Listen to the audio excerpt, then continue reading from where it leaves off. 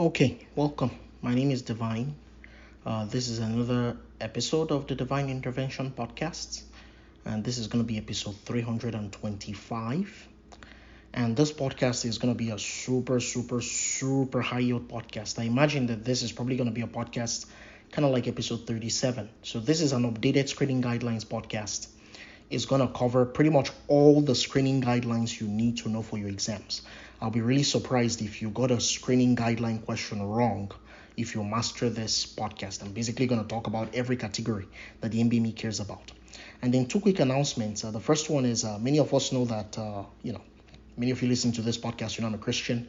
I put these life lessons podcasts at the end of, some of my podcasts. And, I've gotten tons and tons of emails from people that have said that they found those life lessons to be beneficial. So I did actually start another website, divineinterventionlifelessons.com. And basically, it's a lot of Bible-based teaching, just very short podcasts. They're basically like a bunch of life lessons. Pretty much all of them are going to be 10 minutes or less. Right now, I actually have six episodes, and I plan to keep adding more and more as time goes on. Although, every now and then I'll also slot in a few life lessons at the end of these podcasts. But again, I've kind of started another website for that. And even those podcasts, the Divine Intervention Life Lessons podcasts, you can actually find them on Apple Podcasts as well. They're actually right now on Apple Podcasts. That's one. And then the second announcement I want to make is if you're studying for Step 2 CK Step 3 or Complex Level 2 and 3, I do have a course starting next week. I have a testing strategies course next week, Wednesday, from 2 to 4:30 p.m. Pacific Standard Time. And then I have a very comprehensive review course taking place on Thursday, Friday, and Saturday of next week. And basically, we're going to be covering peds, surgery, OB-GYN, IM, neuro, psych, ethics, biostats, healthcare systems, professionalism, communications, basically like the things covered on the USMLE exams. I am going to cover them in that course.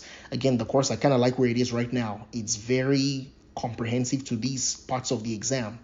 And in addition to that, I try to keep the course updated very frequently, so that, because sometimes it's almost like you're in an arms race with the MBME and just want to make sure that you're up to date on everything. So we'll basically cover about 1,700 scenarios across those 3 days that buttress those facts. There are multiple kinds of questions we use. We use multiple choice, audience response, freestanding questions, vignettes, scenarios. By the end, you'll feel very prepared. And again, hundreds of people have taken these courses, and I've had people do really well. I've had people get 250s, 260s, 270s from people doing these courses. I've seen many people have very good score improvements between when they comparing their scores before they took the course and after they took the course. So let's go ahead and get right into these screening guidelines. So the thing is, these screening guidelines, to be honest with you, I'm going to put them in 7 categories. I think it's better to group them like this. If you're able to group them like this, then it's much easier to memorize. So unfortunately, this podcast is something that will be good Anki material. So listen to the podcast, because the thing is, I'll try to make some integrations along the way that will make it a little easier to remember. I'll give you some context. But again, I'll encourage you to either take your notes and go over it over and over and over again, or make your own on key cards and then go over it over and over and over again. The thing is, this stuff is very important. You don't have to believe me, but just check pretty much people that have taken the exam recently. They have tons and tons of questions on these screening guidelines, right? Like they've started putting just more questions on these screening guidelines. So I'm really going to hit those hard. So the first category of people I will discuss are people that are pregnant, right? People that are pregnant. So there are some high yield things your friends at the MBME need you to know about screening guidelines in people that are pregnant, right? So the first one for people that are pregnant are, gestational diabetes, right? Gestational diabetes is something we worry about in pregnant women. You're going to start screening at around 24 weeks, okay? You're going to start screening at around 24 weeks. And for the most part, you're going to do that with a 1-hour oral glucose tolerance test. And then if that is positive, you'll follow it up with a 3-hour oral glucose tolerance test. Now, another thing you check pregnant women for is HIV. Right? So remember, HIV is something you check actually at the first prenatal visit. You check every pregnant woman for HIV at the first prenatal visit. Now, one thing that's actually high yield to know is that in addition to checking at the first prenatal visit, you have to retest for HIV in the 3rd trimester. Again, because if you know a woman has HIV, you want to take certain measures so she doesn't transmit it to the fetus. You don't have vertical transmission to the fetus. And then Hep B is also the third thing you test for you screen for in pregnant women is also Hep B, right? You test pregnant women for Hep B, and you usually for the most part start that at the first prenatal visit on MBM exams. And usually you're going to do that with the Hep B surface antigen. And then you also check for syphilis, right? You also check for syphilis at the first prenatal visit. That's important to know. And then another thing you also screen women for at the first prenatal visit is asymptomatic bacteriuria, right? So if you're a woman that has ever been pregnant and you go to the OB-GYN doctor, they're going to tell you to pee in a cup at your first prenatal visit, right? So they are checking you for asymptomatic bacteriuria because remember, if you have asymptomatic bacteriuria, it increases your risk of preterm labor and delivery. So you're checked for that, right? Because remember, normal women that are not pregnant, non-pregnant women, if they have no symptoms but their urine contains bacteria, we don't treat. But for pregnant women, we make an exception. So if you don't have preterm labor and delivery, so we treat. So we screen at that first prenatal visit. If they have bacteria in their urine, we're going to treat it. We're going to treat it usually with nitrofurantoin. We're going to treat it with nitrofurantoin or, one of those lower generation cephalosporins. And then after you treat it, you need to actually do a test of cure. You need to do a test of cure. And then another thing you also screen pregnant women for, so this is the sixth thing, is group B strep. You're going to screen for group B strep. Remember, that's strep egalactiae. You're going to do that right between 35 to 37 weeks. You're going to figure out the woman's group B strep status. And then remember, a woman's Rh status, so determining if she's Rh positive or Rh negative, and also determining her antibody status, right? Remember, the antibody status is, obviously if a woman, if you check the Rh status, right? If it's positive or negative, right? And then the next thing you do, if a woman is Rh negative, right, she will potentially make antibodies. So you check her antibody status by doing the indirect, that's very high yield, the indirect Combs test, right? That's something, again, you also do at the first prenatal visit. And remember, women get RhoGAM. If a woman is Rh negative, she gets RhoGAM at around 28 weeks gestation, and then she gets it within the first 3 days postpartum, the second dose of RhoGAM. So again, in pregnant women, don't forget to check for gestational diabetes, don't forget to check for HIV, don't forget to check for Hep B, don't forget to check for syphilis, don't forget to check for asymptomatic bacteriuria, don't forget to check for group B strep, and don't forget to check for the Rh status. And remember, HIV is kind of unique. You're going to test for that twice during pregnancy. You're going to test for it at the first prenatal visit, and then you're going to repeat it in the third trimester. Okay, so that's category number 1. That's category A, pregnant people. Now, category B are smokers, right? Again, these are just high-risk populations that you can just pretty much tell, I'm going to get a question on this stuff on my exam. So, smokers, the first thing I want you to keep in mind with screening these people for first is a AAA, right? An abdominal aortic aneurysm. Remember, these people, the smokers that we screen for AAA, right? First, you need to be between the ages of 65 to 75. That's very high yield to know. You need to be between the ages of 65 to 75. And we only screen men. I'll just say this right now. You should never screen women for AAAs on MBM exams. You only screen men for AAAs on MBM exams, right? So it has to be a man, has to be between the ages of 65 to 75, and it must be a guy that has smoked in the past, right? He must be a guy that has smoked. If you've ever smoked as a guy, or if you're a non-smoker as a guy, but you have a family history of an abdominal aortic aneurysm, then yes, you do need to screen, again, between the ages of 65 to 75. And remember, you do that with an ultrasound, and if you notice that the person's the abdominal aorta, the diameter is more than 5.5 centimeters, so 5.5 centimeters or higher, then those people need intervention, right? You need endovascular repair of some sort.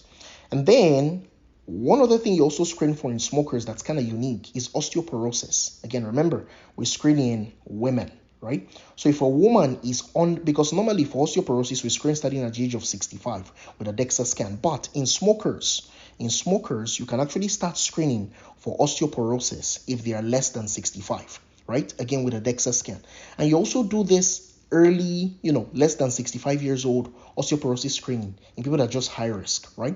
In general, those are people that are very thin, right? So let's say, for example, a woman has anorexia nervosa, you're going to screen her for osteoporosis. Or let's say a woman has premature ovarian failure, that's another very good candidate for less than 65 years old osteoporosis screen. And then the third thing you screen for in smokers is lung cancer, right? I'll say that again. You screen smokers for lung cancer. So what are the guidelines, right, for smokers with lung cancer? The big one I want you to keep in mind is if you need to first be between the ages of 55 to 80. That's a very important one. Between the ages of 55 to 80. And you must meet certain conditions, right? So the first, again, condition is again, you must be between 55 to 80, and then you must have more than 30 or more pack years in terms of smoking history, right? 30 or more pack years in terms of smoking history. And you either have to currently be smoking or have quit at like less than 15 years ago, right? So let's say, for example, you have like a 30 pack year more than 30 pack year smoking history, but you quit 30 years ago, you're between 55 to 80, you're not eligible for lung cancer screening, right? As a smoker. So again, remember, you must have had more than a 30 pack or more year smoking history. That's one. Two, you must either still be currently smoking or quit less than 15 years ago. And then three, you need to be between the ages of 55 to 80. And how do you screen those people? You're going to screen those people with a low-dose CT scan. I'll say that again. You're going to screen those people with a low-dose CT scan, right? Again, between the ages of 55 to 80. And guess what? You only do that low-dose CT scan 3 times. If you notice that, and you do it every year, obviously, right? That's the screening interval. So if you do it every year 3 times and you notice that it's negative, then you can stop those low-dose CT scans in those people after that interval. So again, very, very high yield to know these screening guidelines again in smokers. Those are populations they love to test on exams. Now, so that's category number 2, right? So for smokers, we said, again, we screen them for AAAs. We talked about their screening for osteoporosis, and then we also talked about their screening for lung cancer. Now, let's jump on to the next category. The next category of people are people that have special genetic diseases, right? So there are certain high yield screening guidelines to know if you have a certain genetic disease, right? So the first one is if a person has familial hypercholesterolemia, right? These are people that get MIs at 20, like very early MIs in life. Remember, most times when people have familial hypercholesterolemia, they usually have it because they have an LDL receptor mutation, right? They usually have an LDL receptor mutation, so they're not able to clear LDL from the circulation. Basically, those people, the easy way to remember the screening guidelines, obviously you're going to be checking the LDL cholesterol. The key thing I want you to remember is just remember the rule of related to 3. The rule of related to 3. What do I mean by that? Basically, those people, you start at the age of 3, you check their LDL cholesterol at the age of 3 years, you check their LDL cholesterol at the age of 9 years, and then check their LDL cholesterol at the age of 18 years. So you check it at 3, you check it at 9, and you check it at 18. And for the most part, even after the age of 18, you're going to keep screening. But again, the MBA means they're not going to go into those murky waters on exams. Now, the second group of people with like a special disease that you need to screen for, right, is inflammatory bowel disease. So if a person has inflammatory bowel disease, it doesn't matter which type, ulcerative colitis, Crohn's disease, literally doesn't matter. Those people need to be screened for colon cancer, right? They need to be screened for colon cancer 8 years after you make the initial diagnosis of IBD. So once you're diagnosed, let's say you're diagnosed with inflammatory bowel disease in the year 2022, either ulcerative colitis or Crohn's disease, and hopefully you will not get that diagnosis, God willing. But let's say a person gets diagnosed in 2022, then you need to start screening them for colon cancer in the year 2030, right? In the year 2030. But there's a small exception to this rule, right? Where you actually need to start screening a little earlier. And this is actually if a person is diagnosed with primary sclerosing cholangitis.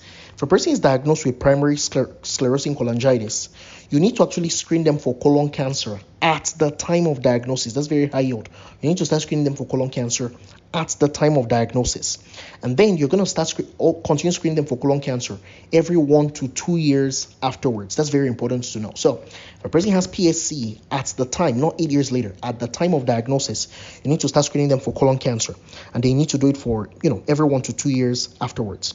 Now, The next special genetic disease is Lynch syndrome, right? HNPCC, hereditary non-polyposis, colorectal cancer. Remember, these people tend to have like microsatellite instability problems.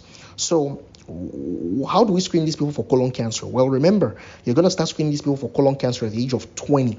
Right? You need to start screening them at the age of 20, and you need to do it every 1 to 2 years. And many times, these high-risk colon cancer populations, you're just going to go straight to a colonoscopy. You're not going to be messing around with FIT tests, blah, blah, blah, blah, blah. No. Just go straight to colonoscopy for these people. But the thing is, unfortunately, Lynch syndrome causes many other problems besides colon cancer, right? And your friends at the MBME kind of care that you know some of these things.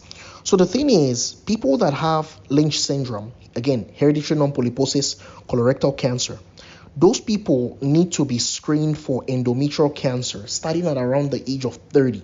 And you need to do it every 1 to 2 years. Many times you're going to do this screening with either an endometrial biopsy or endometrial sampling. Again, starting at the age of 30, and you do it every 1 to 2 years. Right? So an easy way to remember which one comes first. Remember, C comes before E in the alphabet. So the C, the colon cancer, you start at age 20, right? And again, you do it every 1 to 2 years. And many times those people, you also give them like prophylactic aspirin. Aspirin actually lowers a person's risk of getting colorectal cancer, especially in these people. And then again, the endometrial cancer, the E, starts at age 30, and again, is every 1 to 2 years as well. And one thing I will just encourage you to keep in mind, because sometimes your friends at the MBME, they like you to know some prophylactic like surgeries and stuff you can do in people that have genetic disease, right? Many of us have heard of how like, if a person has MEN2, of any sort, be it MEN2A or 2B, right? You're going to offer them a prophylactic thyroidectomy, because it's not a matter of if they will develop medullary thyroid cancer, it's just a matter of when. If they live long enough, they will develop medullary thyroid cancer. Well, that same advice, in a sense, applies to people that have HNPCC. Those people, you actually need to offer them a prophylactic hysterectomy after childbearing, because again, their risk of endometrial cancer is astronomically high. Their risk of ovarian cancer is also astronomically high. So many times we offer these people a TAHBSO, right? So THBSO means a total abdominal hysterectomy and bilateral salpingo oophorectomy, right? So it's a surgery where you take out the woman's ovaries, her fallopian tubes, and her uterus. So we offer these to these people after childbearing. That's very high yield to know for exams. Now, the next special genetic disease I want to talk about is familial adenomatous polyposis, right? So FAP, right? FAP. Remember, FAP is an autosomal dominant disorder, right? It's a problem with the APC gene, right?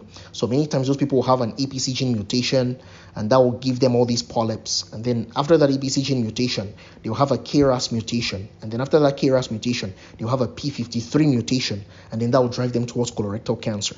So for those people, you need to start screening them for colon cancer at the age of 10 years. And you need to do it every year. I'll say that again.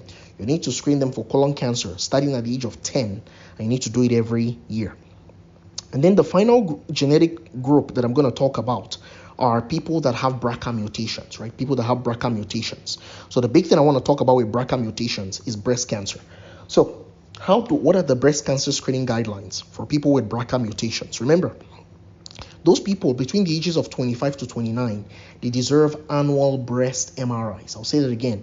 Between the ages of 25 to 29, you deserve an annual breast MRI if you have a BRCA mutation. But if you're over the age of 30, then you deserve annual breast MRIs plus mammograms. So every year, if you're over the age of 30 and you have a BRCA mutation, you need an annual breast MRI and an annual mammogram.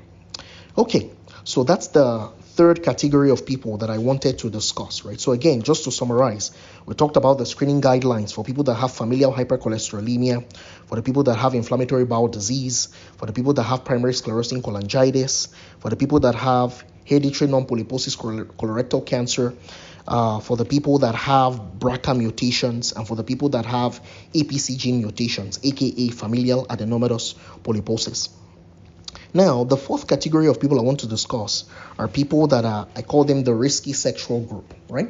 The risky sexual group, right? So what do I mean by, you're in the risky sexual group? Well, the risky sexual group are people that have HIV, men that have sex with men, IV drug users, sex workers, people in that group, right? Those are the risky sexual people. That's category D, right? So for those people, what are the screening guidelines for these people? Well, the first thing you want to be able to screen these people for is HIV. right? Basically, if you're in this high risk category and you're between the ages of 15 to 64, you deserve annual HIV screening. That's very important to know for exams.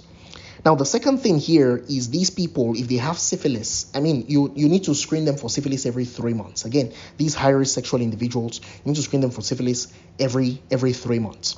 And then the third thing you want to screen these people for are chlamydia and gonorrhea. Because the thing is, for the most part, if you're less than 24, every female that is less than 24 years old is recommended that you screen them for chlamydia, gonorrhea.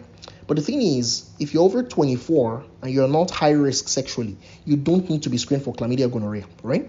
So the thing is, these people, because they are high risk, even over the age of 24, you're still going to screen them for chlamydia, gonorrhea. And remember, the only people you should screen on MBME exams for chlamydia and gonorrhea are women. Don't screen men for chlamydia or gonorrhea on MBME exams. And then the fourth thing you screen these people for is Hep B, right? Because again, remember, you can get Hep B through sexual intercourse, right? So these people, you screen them with the Hep B surface antigen every year. And also, this rule also applies to like an anti-vaxxer. Let's say a person is like, I don't want the Hep B vaccine. You can screen them with the Hep B surface antigen every year. So those are the people that fall into the high-risk sexual category, right? This category number 4, category D, right? So again, we talked about the HIV guidelines in these people, the chlamydia, gonorrhea guidelines in these people, the syphilis guidelines in these people, and the Hep B guidelines in these people, right? Now, the next group of people I'll talk about, the next category, this category number 5, right? So these are metabolic diseases, right? Metabolic diseases. These ones are floridly high yield to know for exams, right? So the first one I'm going to talk about is hypertension, right? Hypertension. Remember, if a person is, you need to screen for hypertension. It's like very, very important on MBMEs, right? And you screen for hypertension starting at the age of 18. Right? So between the ages of 18 to 40, you screen for hypertension every 3 to 5 years. But once you get over the age of 40, you screen for hypertension every 1 to 2 years. The reason we have a more frequent screening guideline if you get over the age of 40 is because obviously the incidence and the prevalence of hypertension is way higher over the age of 40 compared to the 18 to 40 age group. Although I suspect that this guideline will change in the future because just again with the burden of metabolic disease in this country, more and more people are getting like super hypertensive very early in life and those things, obviously will destroy a person's kidneys.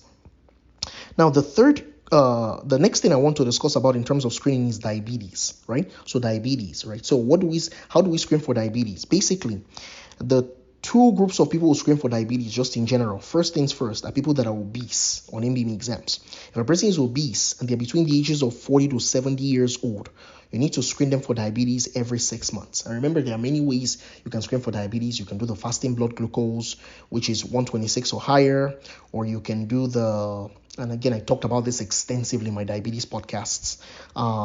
You can do the oral glucose tolerance test. You can do the hemoglobin A1C, right? There are many ways you can screen for diabetes, right? And then, so first group, if you're obese, between the ages of 40 to 70. Second group, if you have hypertension.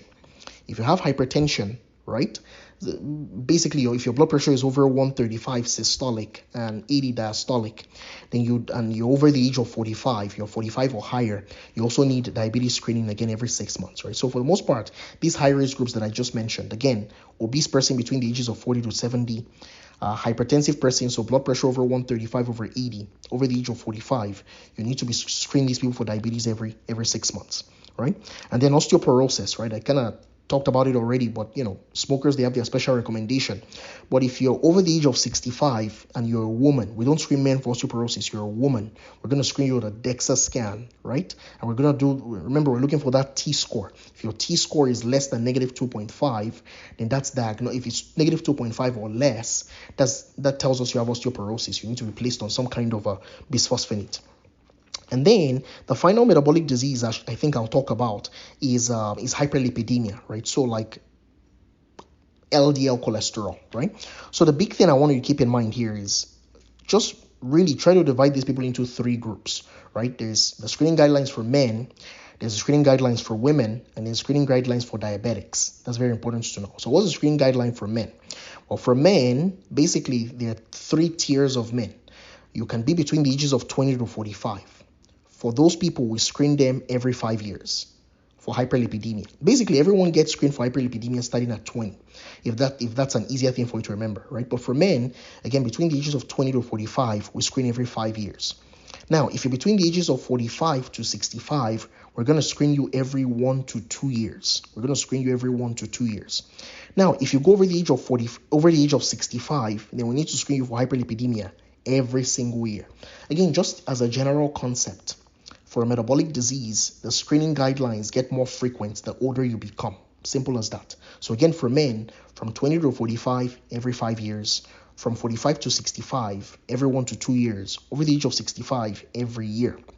Now, for women, the guidelines are similar. But the thing is that starting at age 20, we expand the range a bit more because women, their risk of cardiovascular disease is not that high until they go past menopause, right around the age of 55. So the thing is for women, between the ages of 20 to 55, we screen for hyperlipidemia every 5 years. But from 55 to 65, we do it every 1 to 2 years. And then over the age of 65, we're going to do it every year. Okay? We're going to do it every year. Now, if you're a diabetic, basically, I'll just tell you this. Do you have diabetes? Is your LDL cholesterol over... let me put it this way.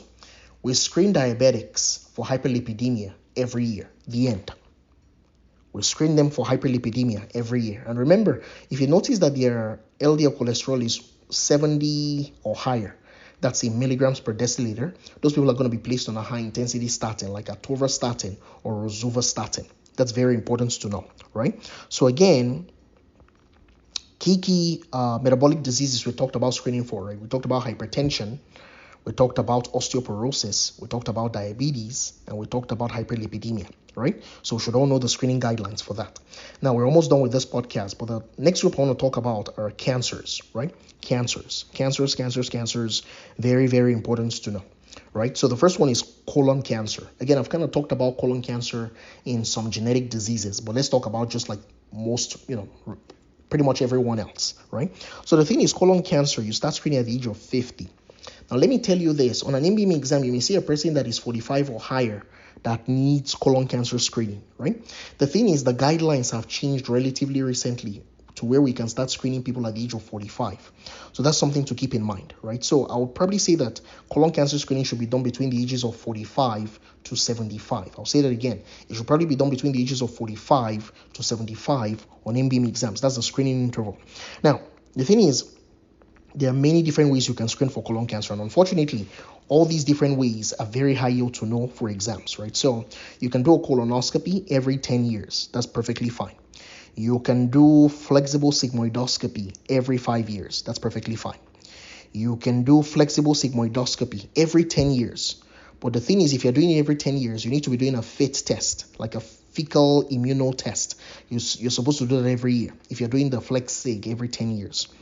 You can also do that FIT test, again, that fecal immuno test, or the FOBT, right, the fecal occult blood test, those hemocults. You can do those every year as well, right? And then a new kid on the block that I suspect will gain wider spread acceptance in the future is CT colonography. You can do CT colonography, right? Basically, it's a CT scan that looks at your colon, but it has like certain protocols that make it very highly sensitive for detecting colon cancer. And you're going to do that every 5 years. Right? So again, just in summary, you screen people for colon cancer and MBM exams, outside of those genetic diseases I've talked about earlier, between the ages of 45 to 75. And you're going to do that with colonoscopy every 10 years, or you can do flexible sigmoidoscopy every 5 years, or you can do flexible sigmoidoscopy every 10 years, but you need to do a FIT test, a fecal immuno test every year. Or you can do an FOBT, or that, again, fecal immuno test every year, or you can do CT colonography every 5 years. Now, let me tell you this. For all these other tests I've mentioned besides colonoscopy, if any of those things are positive for malignancy or show you something that looks like malignancy, your next best step in management on MBM exams is always going to be a colonoscopy with a biopsy. It's always going to be a colonoscopy with a biopsy, right? So that's the first one. Now, the second cancer I'll talk about is breast cancer, right? Remember, breast cancer, there are two guidelines that are used, right? There's the American Cancer Society guidelines that say start at 40 and screen every year in women. USPSTF says start at 50, do it between the ages of 50 to 75, and then do it every 2 years. Every 2 years, right? So the thing is, many people use the USPSTF guidelines, but the thing is, our friends at the MBME also use the ACS guidelines. So I would know both if I were you. Many times they will give you enough context in the exam question that will help you pick out the right answer. ACS says pretty much start at 40, screen every year for as long as the woman has a decent life expectancy.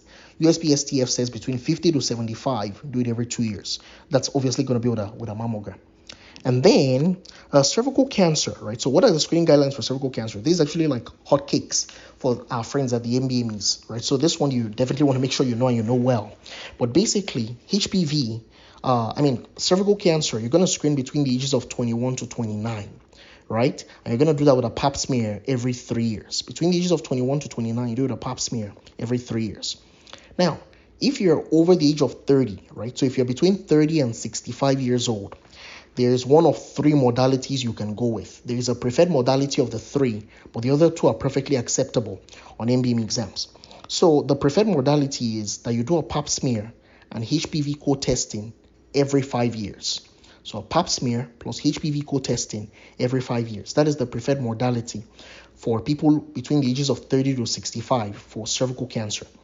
But between the ages of 30 to 65, some other options that are available to you is you can do a pap smear every 3 years, just like you did from 21 to 29.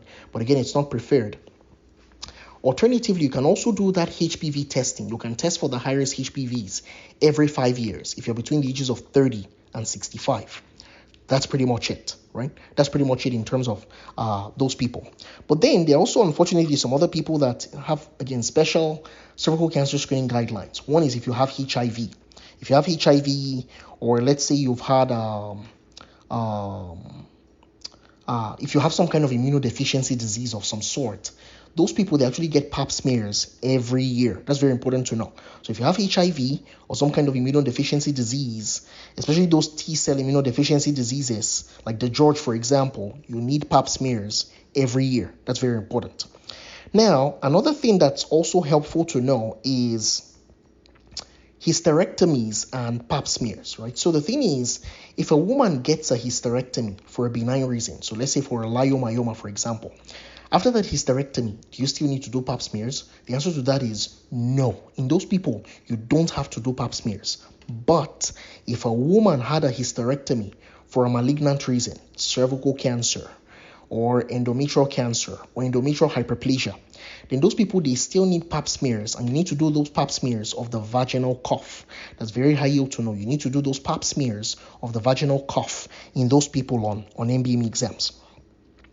And many times, if you do a hysterectomy because of cervical cancer, many times you're going to keep doing those pap smears in those people for at least 20 years after the surgery was done, 20 years after the hysterectomy was done. And then one other thing that I think is important, because again, I want to be very thorough with the screening guidelines. I essentially want you to listen to this podcast, know all the screening guidelines, and crush all these questions on exams. So remember I said that you can stop, pap smears at the age of 65 for, most women, right? Now, what are some things you want to keep in mind with stopping at 65? You stop at 65 when you meet two criteria. One, the person has no history of cervical cancer, right? Or they have no history of like a very severe pap smear result, like HSIL or CIN3, or, like really bad dysplasia, right?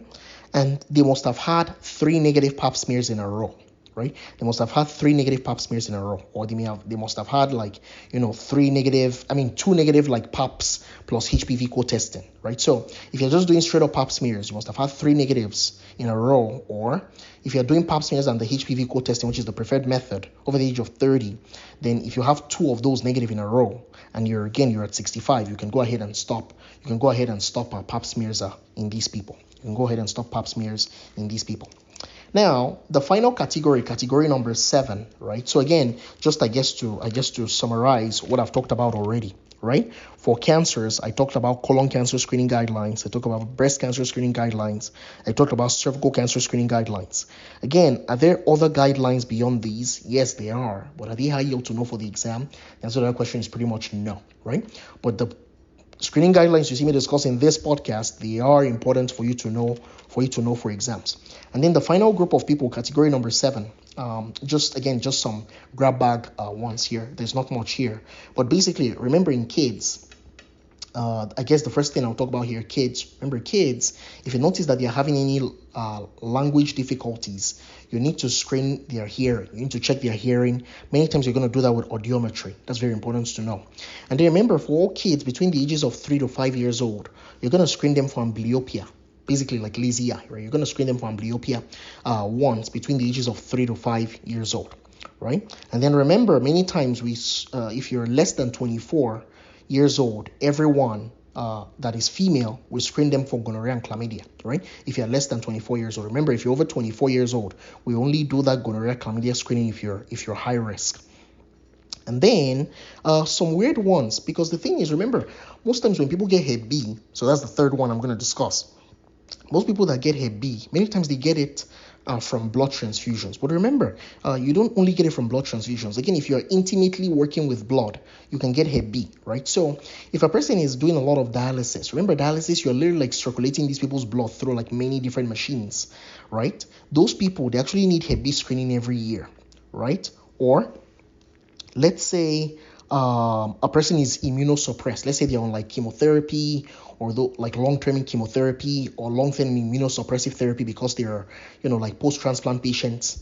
Those people, again, need Hep B screening every year. They need Hep B screening every year with the Hep B surface antigen. And then remember, again, as I said, for gonorrhea chlamydia, we don't screen men for that on MBM exams. We screen only women, right? And remember, Hep C, you deserve a one-time Hep C screening. Usually, if you're between the ages of 18 to 79, between the ages of 18 to 79, you deserve a one-time Hep C screening, right? And then don't forget that we also screen people for depression with, these fancy questionnaires, like actually not fancy, they're easy questionnaires, like the PHQ-9 or the Beck's Depression Inventory, right? So those are the things you can use, right? So again, to summarize, the 7 categories of people we talked about in terms of screening today. Category number 1 were people that were pregnant. We talked about gestational diabetes, HIV, Hep B, syphilis, asymptomatic bacteriuria, Group B strep, right? RH status, right? And then category number 2, we talked about were smokers. For smokers, we talked about the AAA screening. We talked about osteoporosis screening, especially with them being less than 65. And then we talked about the lung cancer screening guidelines for smokers. And then for specialty genetic diseases, we talked about, that was category number 3. We talked about familial hypercholesterolemia. We talked about inflammatory bowel disease, talked about primary sclerosing cholangitis, talked about hereditary non-polyposis colorectal cancer. That's a high yield group to know for exams. We talked about the APC gene mutation in familial adenomatous polyposis, and then we talked about BRCA mutations. And then category number 4, we talked about the risky sexual folks, right? So there we categorized like screening for HIV, screening for chlamydia, gonorrhea, screening for syphilis, screening for Hep B. We talked about those people. And then category number 5, we talked about metabolic diseases. We talked about hypertension. We talked about osteoporosis. We talked about diabetes, and we talked about hyperlipidemia. And then for cancers, right, that was category number 6. We talked about colon cancer screening guidelines, breast cancer screening guidelines. We talked about cervical cancer screening guidelines. And we said quite a bit about cervical cancer screening guidelines and when you could stop. And then category number 7, we talked about just a grab bag, right? For the most part, we talked about like Hep B and C, talked about kids, talked about chlamydia and gonorrhea, right? And then we talked about depression. So again, please listen to this podcast over and over again if you need to. Find some way to commit the stuff to memory. But I feel like the way I've grouped it for you probably makes it a lot easier to remember. You just need to remember that, there are 7 categories, right? And if you can kind of put these, little things under each one, then I think it'll be much, much easier to remember. So as I do at the end of every podcast, I do offer one-on-one tutoring for step 1, step 2 CK, step 3. So if you're interested in that, shoot me an email through the website. Also, if you need tutoring for preclinical med school exams, third-year clerkship shelf exams, I do also offer one-on-one tutoring for those. And then I have the review courses for step 2 CK, step 3, complex level 2 and 3 as well. And then I also work with people on their ERAS applications, right? Again, I've been on an admissions committee before. I've worked with tons of people that have matched into very competitive specialties: anesthesia, dermatology, ENT, neurosurgery, orthopedic surgery. I've worked with tons of people that have matched into these categories. So if you have a tricky application and you need help with like personal statements, rec letters and stuff, or editing your ERAS application, just again, shoot me an email through the website. I'll be happy to give you some more information. And then I have this podcast on Apple Podcasts, on Google Podcasts, and on Spotify. So if you subscribe to those podcast apps, you'll see the most recent 150 podcasts. The key thing I'll just say there is it's the most recent 150. So since this is episode 325, you'll see everything after episode 175, right? If you want everything from episode 1 all the way to 325, go to the website. It's a WordPress rule. There's really no way to circumvent that rule. And then I do also have a YouTube channel, Divine Intervention USMLE podcasts and videos. That's where I put the videos that I make for the website. Although if you want the slides that are associated with those videos, again, go on the website itself. You'll find the slides that are associated with those videos. And then, as I also say, there's this notes feature. If you go on the website, there's this thing called episode notes, right? So the website, by the way, is Divine Intervention Podcasts with an S.com. So if you go there, there's an episode notes feature at the top. Basically, a lot of my step 1 material, a lot of my step 2 CK material has been transcribed. Again, I would encourage you to still listen to the podcast to get the understanding. And most times it just makes more sense to make your own notes. It makes it a lot easier to remember. But if you can't, again, there are many of my podcasts, especially for step 2 CK, step 3, they have been transcribed on the website, broken up by sections, almost like a mini textbook in a sense. And then, by the way, I'll put in a plugin for the DIP deck, the Divine Intervention Podcast deck. If you're starting out your third year rotations, that DIP deck contains, again, it's basically like a very awesome Anki deck made of a ton of my high yield step 2 CK material. So if that's something you're interested in, again, it's on Reddit. Just look for the DIP deck, find the most recent thread on it, and you should be able to download it. A very awesome medical student pretty much made that deck. It wasn't me that made it. And then finally, in terms of organization, if you're trying to figure out, for this subject, what podcast should I study? On the website, go to the part that says exam topic lists. Is at the top. It's a header. Go to exam topic lists. If you click on it, it will take you to a Google spreadsheet that breaks things down by step 1, step 2 CK / step 3. And it tells you, for internal medicine, these are the podcasts that are relevant. For the rapid review series, these are the podcasts that are relevant. Just stuff like that. So that's just, for me, what I found to be the easiest organization tool right now. If you subscribe to the website divineinterventionpodcast.com, whenever I make a new podcast, you will get an email notification.